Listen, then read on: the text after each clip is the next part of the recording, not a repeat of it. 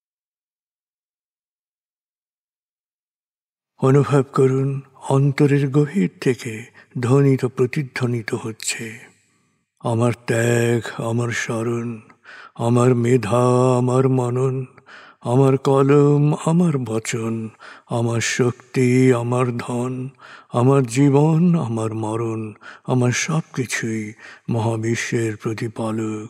হে আল্লাহ, তোমায় করছি সমর্পণ।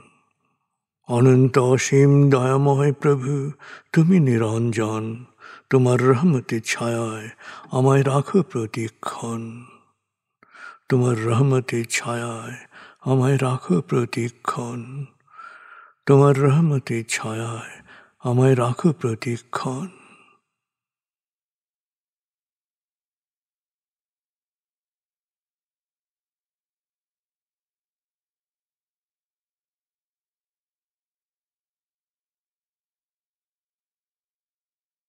নিজের সব কিছু স্রষ্টায় সমর্পিত করতে পারায় গভীর আনন্দ অনুভব করুন।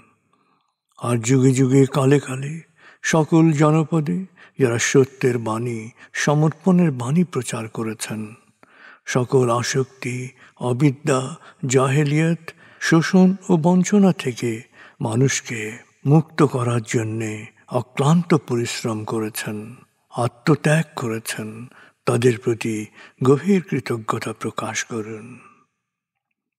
সকল নবী রসুল, বাণীবাহক, বিশেষভাবে প্রিয় নবী হযরত মুহাম্মদ সাল্লাল্লাহু আলাইহি ওয়াসাল্লামের প্রতি গভীর গভীর কৃতজ্ঞতা প্রকাশ করুন।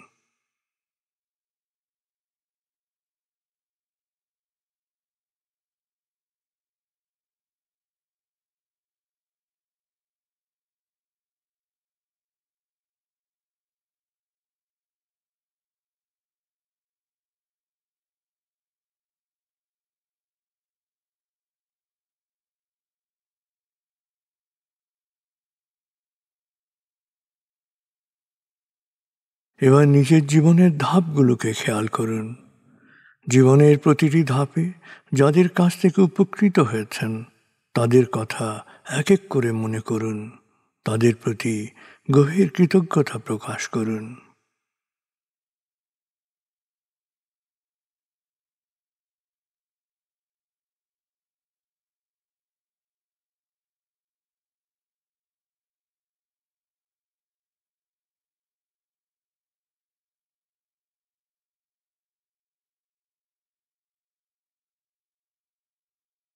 মা, বাবা, অভিভাবক যাদের কাছে আপনি লালিত হয়েছেন তাদের সাথে গভীর একাত্মতা, গভীর সমমর্মিতা অনুভব করুন।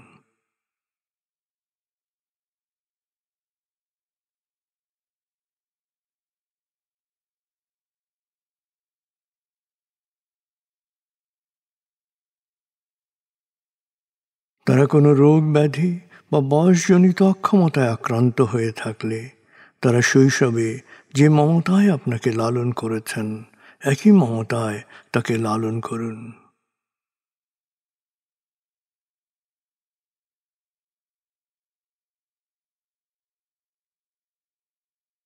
তাদেরকেও পৃথিবী ছেড়ে চলে গিয়ে থাকলে তাকে গভীরভাবে অনুভব করুন, তার মাগফিরাত বা অনন্ত প্রশান্তির জন্য দোয়া করুন।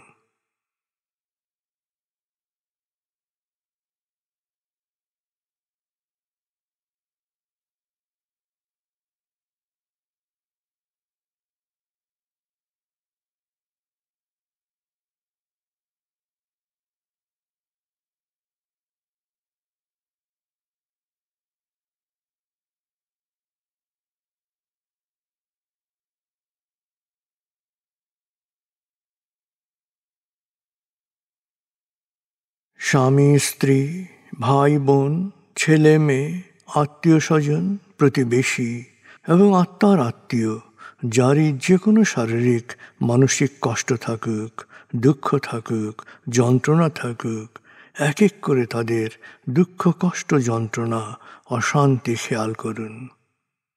এক এক করে তাদের দুঃখ, কষ্ট, যন্ত্রণার সাথে সমমর্মিত অনুভব করুন। হৃদয়ের গভীর থেকে তাদের জন্য প্রার্থনা করুন। এক এক করে সময় নিয়ে প্রার্থনা করুন।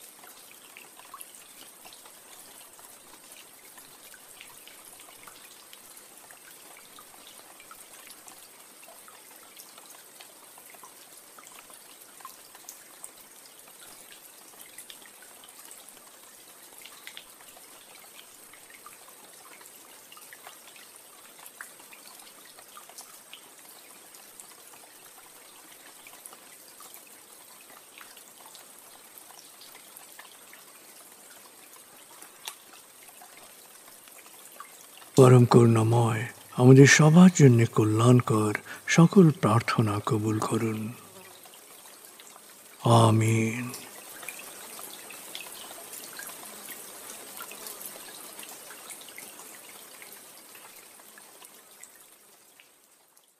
প্রিয় শরীদ, এক চমৎকার আবেগময় সময় কাটিয়েছেন আপনি। আমি এখন 0 থেকে 7 গণনা করব।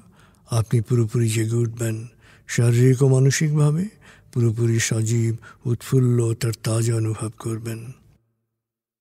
এবার লম্বা দম নিন। 0, 1। আবার লম্বা দম নিন। 2, 3।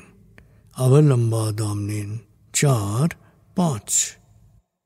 মনে মনে বলুন, 7 গণনার পর আমি চোখ মেলে তাকাবো।